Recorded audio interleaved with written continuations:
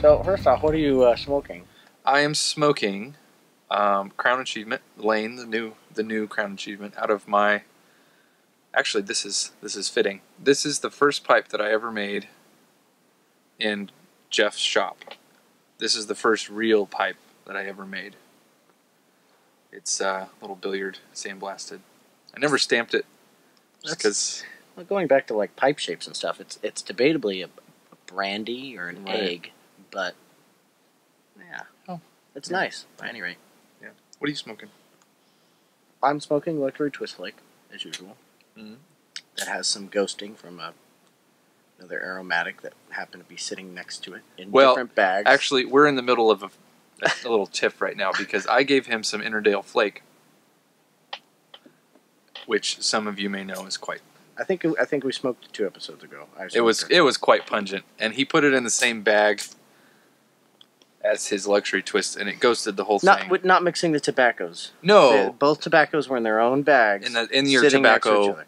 2 different plastic bags sitting next to each other. Yeah. But the Innerdale flake, that was a flake, was so pungent that I'm still getting ghosting just in smelling my luxury twist flake. So be careful. Be careful with your tobaccos. Glass is always better. Glass jars, because it will help keep the flavors within themselves.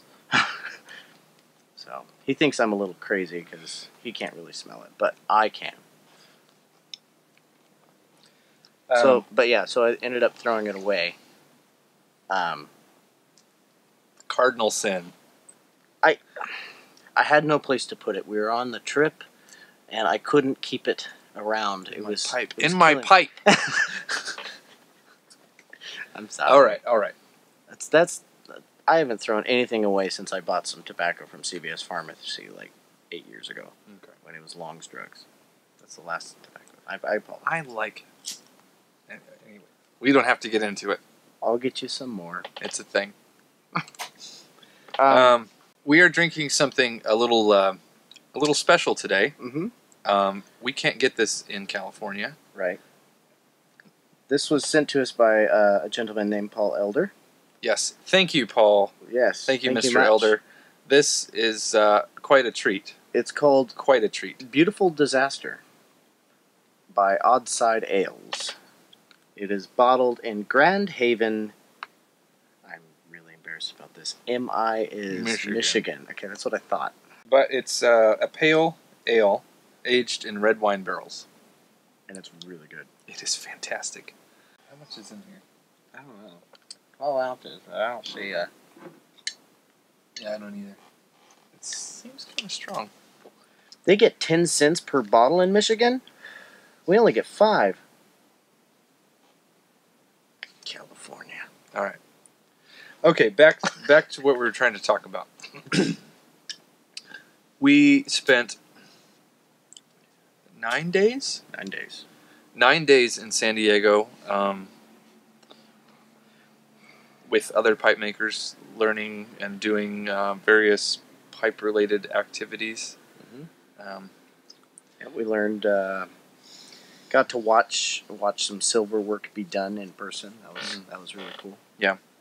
We got to have a group Skype conversation with Nana Iverson. Mm-hmm. That's kind of cool. With the history thing that we've been discussing for a long time. Sixten Iverson created this Artisan thing. Mm-hmm. And his son, Lars, is still alive and still making pipes. But Lars' daughter, Nana, the granddaughter of Sixten, is also making pipes for quite a while now. And she's very good. So we got to have a video chat with her, which was cool. Got to see her shop, and pretty cool. Yeah, it was fun.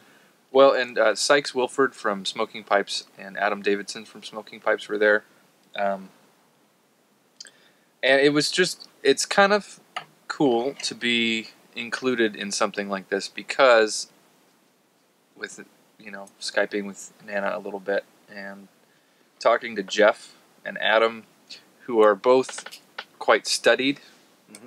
They've worked with a lot of people who have in the family tree of Sixton.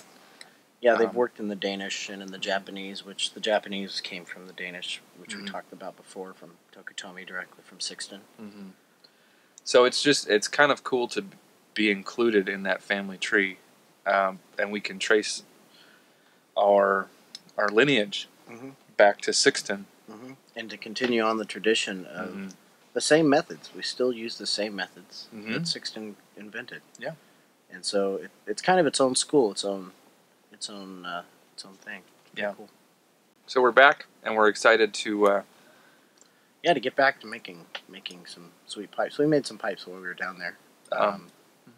If you subscribe to our newsletter, you might see them.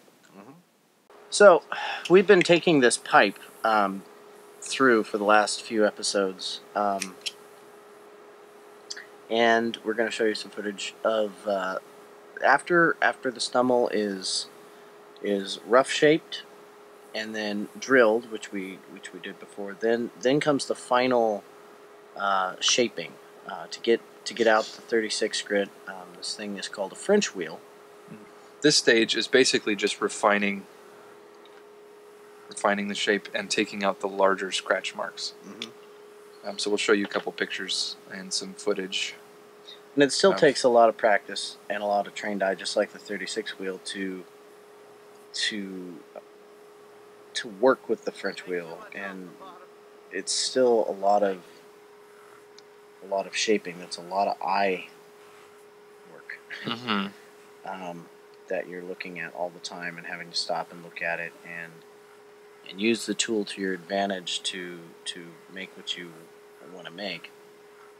And then, but still, with that, it still creates a whole bunch of facets, a whole bunch of like ridges and bumps, and that still need to be taken out by hand. Where the sandpaper by hand is the real clincher, which we'll be showing next week probably, on just really getting the shape right. It is going to have to be a blast, so we'll end up showing you that next week or in the next several weeks. As we progress through the life of the pipe, you will see a little bit of the blasting process.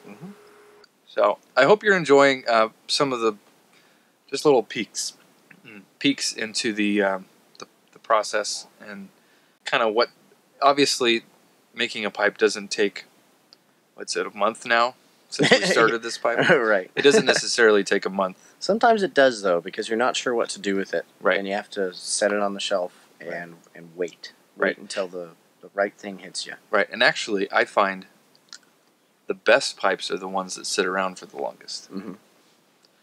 Because you get to do that. You get to come back with a fresh mind every day. Nah, I don't like that. Oh, I do like that. You're emotionally detached by that time, and that you can actually approach it with, like, okay, I don't care if you live or die, what is right for you, and not you're not so tied to, oh, my heart's in this pipe, it's so great, it's beautiful. It might not be beautiful, and you really need to think about it. It's like, is this pipe right?